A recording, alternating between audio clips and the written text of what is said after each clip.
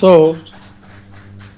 governments may change, generations may change, but the commitment towards the society is very much essential. So, if you want to grade yourself, you have to make the country great అనే దాన్ని చాలా చక్కగా చెప్పారు. ఇప్పుడు మనం interaction session చాలా బ్రీఫ్గానే వెళ్ళి close చేద్దాం. ముందు నేను సరదాగా సింగిల్ ఆన్సర్ ఏనండి అందరికీ కూడా ఇస్తాను. ప్రయర్ టు దట్ ఈ కార్యక్రమాన్ని 99 టీవీ సహకారంతో కూడా యంగ్స్టర్సే వాళ్ళు కూడా ఈ లావ్ అండ్ క్రాఫ్ట్స్ అని చెప్పని వాళ్ళు మొదలు పెట్టినప్పుడు అసలు ద టైటిల్ ఇట్ సెల్ఫ్ నేను షాక్ అయ్యా. నా దగ్గరికి వచ్చినప్పుడు లావ్ and crafts you cannot find in Oxford dictionary. ఆ పేరు మనకి ఇంగ్లీష్లో ఎక్కడ కనపడదు. ఏంటి అని నాకు ఏదైనా రీసెర్చ్ చేయడం అలవాటు. నేను వాళ్ళని అడగల వాట్ ఈస్ లావ్ అండ్ క్రాఫ్ట్స్ అంటే లార్డ్ వెంకటేశ్వర. ఈ లార్ అనేదేమో లార్వెన్, లార్ మీన్స్ లార్డ్, వెన్ అంటే వెంకటేశ్వర, లార్డ్ వెంకటేశ్వర అంటే ఇంటర్నల్ గా ఆ స్పిరిచువాలిటీ అనేది కూడా వాళ్ళలో ఉంది. దాంతో ఆ title it self is also very meaningful title. వాళ్ళు ఇది ఎందుకు పెట్టారంటే ఇది ఇందాక చెప్పినట్టు this is a poster. Coming event చాలా గ్రాండ్ స్కేల్లో వాళ్ళు ఆర్గనైజ్ చేస్తున్నారు. సెల్ఫ్లెస్ గానే ఇట్లా ఒక హెల్దీ అట్మాస్ఫియర్ని క్రియేట్ చేయాలి మనం అనే దీంతో డిఫరెంట్ పార్టీస్ నుంచి లాంగ్ టర్మ్ సర్వీస్ చేసినటువంటి ఒక సీనియర్ మోస్ట్ పర్సనాలిటీస్ని వాళ్ళు they are going to honour. So దానికి సందర్భంగా వన్స్ అగైన్ మీ అందరికీ కూడా థ్యాంక్స్ చెప్తూ చాలా అద్భుతంగా మీ ఒపీనియన్లు చెప్పారు.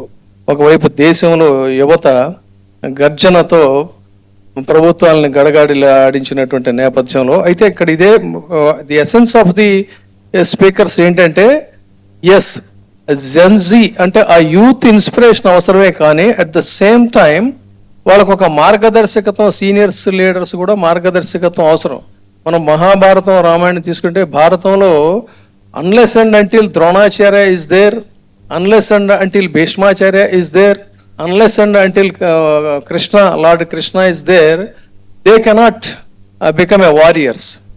సో అలా ఒక మాస్టర్స్ అనేది కూడా ఉండాలి. ఈ రెండు సమన్వయం కాదన్నట్లయితే మనకి గతంలో కొన్ని గవర్నమెంట్స్ ఇలాగే వచ్చి ఫ్లాప్ అయినటువంటి సందర్భాలని వేరే దేశాల్లో. సో ఇది ఇలా ఉంటే ఈ హెల్దీ అట్మాస్ఫియర్ ఇలాగే కంటిన్యూ అవ్వాలని కోరుకుంటూ, హరీష్ రావు గారు మీరు ఇష్టపడే ఇతర పార్టీల్లో ప్రత్యర్థి నాయకులు ఎవరు? పార్టీల్లో అడిగితే కష్టమైపోద్ది కదా.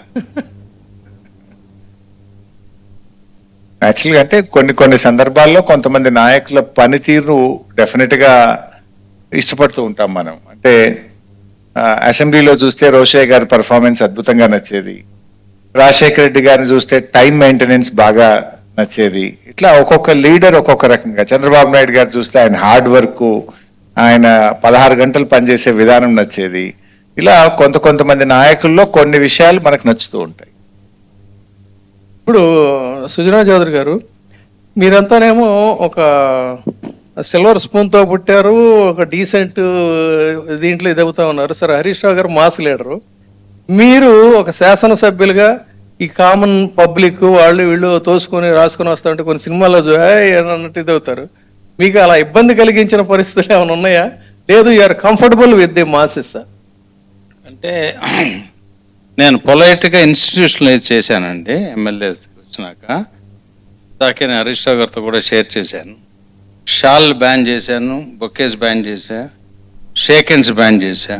మన నమస్కారం మన సంస్కారం సాంప్రదాయం కాబట్టి చేయండి అన్నాను. దాంతో నాకు ఇది తోచుకోవటం కూర్చుకోవటం అనేది లేకుండా సరిపోయింది. రాజేంద్ర గారు, ఇందాక మీరు జస్ట్ డెమోక్రసీ గురించి ఆటోక్రసీ గురించి రెండింటిని మాట్లాడారు.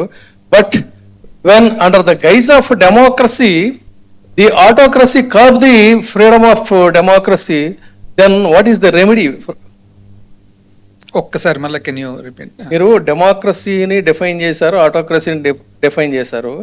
బట్ డెమోక్రసీ ముసుగులో ఆటోక్రసీ రాజ్యం వెళ్తా ఉంటే దానికి పరిష్కారం ఏంటి? ప్రజల్ని ఎలా మీరు దారిలో పెడతారు? Politics is a serious profession. ఇప్పుడు ఉదాహరణకు నా ఎక్స్పీరియన్సే చెప్తాను. నేను పంచాయతీ బోర్డు సర్పంచ్గా నా రాజకీయ ప్రస్థానం స్టార్ట్ అయింది. సో 2 పర్యాయాలు నేను గ్రామ పంచాయతీ సర్పంచ్గా పనిచేసి పెళ్లి ఊర్లోనే చేసుకొని పిల్లల్ని ఊర్లోనే కొని కన్న తర్వాత స్లోగా ఇక్కడి వరకు రావడం జరిగిందనమాట. సో అంటే it started from young age. ఇప్పుడు ఉదాహరణకు హరీష్ రావు గారు ఈ స్టార్టెడ్ ఉద్యమంలో ఆ విధంగా. సో సీరియస్ ప్రొఫెషన్ ఎర్లీగా స్టార్ట్ అయినప్పుడు ఏమవుతుందంటే డెమోక్రటిక్ వాల్యూస్ అనేది ఆటోమేటిక్గా ఇన్స్టిల్ అయిపోతుంది ఆటోమేటిక్గా. దెన్ పరిపాలన విధానంలో కూడా మన మెంటరింగ్ అనేది ఉంటుందన్నమాట. ఇప్పుడు ఉదాహరణకు నేను గ్రామ పంచాయతీ సర్పంచ్ అయ్యేటప్పుడు వెరీ బ్రీఫ్ లేనండి, మళ్ళీ మిగతా ఇప్పుడు now there Gen Z is ready to. But your question is little అంటే సింగిల్ వర్డ్ చెప్పనీకి రాదు, సింగిల్ వర్డ్ లో రాదు డెమోక్రసీ ఆటోక్రసీ. సో ఆటోక్రసీ ఎప్పుడు వస్తుంది? When you come as lateral entry. But democratic norms రావాలంటే 3 ప్రాంతాల నుంచి రావాలా. 1, you have to come from student union, or you have to come from trade union, or you have to come from local bodies. ఈ 3 నుంచి వస్తేనే pure రాజకీయ ప్రస్థానం అవుతుందన్నమాట. ఆ ప్రస్థానంలో వచ్చిన వాళ్లకు మీకు ఆటోమేటిక్గా ఆ డెమోక్రటిక్ వాల్యూస్ అనేది they will be stronger then any autocratic values. ఉదాహరణకు ఒక సింపుల్ ఎగ్జాంపుల్ చెప్తాను.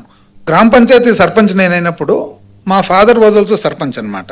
He was from IIT Kharagpur. అయితే ఆయన నాకు ఇచ్చిన సలహా ఏమంటే, చూడమ్మా మీరు గ్రామ పంచాయతీ సర్పంచ్, అప్పటికి నాకు 10 లక్షలే, సంవత్సరానికి 10 లక్షలు. ఆయన ఏమన్నా అంటే you are only the custodian of public money, you are not the owner of public money. నీ సొంత డబ్బులు ఎక్కడన్నా నదిలో పడేసుకున్న పర్లే కానీ ఇది రూపాయి నువ్వు జాగ్రత్తగా చూడాలని చెప్పి. సో డెమోక్రటిక్ వాల్యూస్ అనేది when you come through that professional route ఆటోమేటిక్గా they will be instilled in. That is one way where you can beat autocracy. Thank you అండి. ఫైనల్ గా ముగ్గురులో ఎవరైనా చెప్పొచ్చు. ఒక వెరీ సింపుల్ క్వశ్చన్ ఏంటంటే, ఇప్పుడున్నటువంటి ఈ జెన్జీకి ఒక సీనియర్ లీడర్స్ గా మీరు ఇచ్చేటువంటి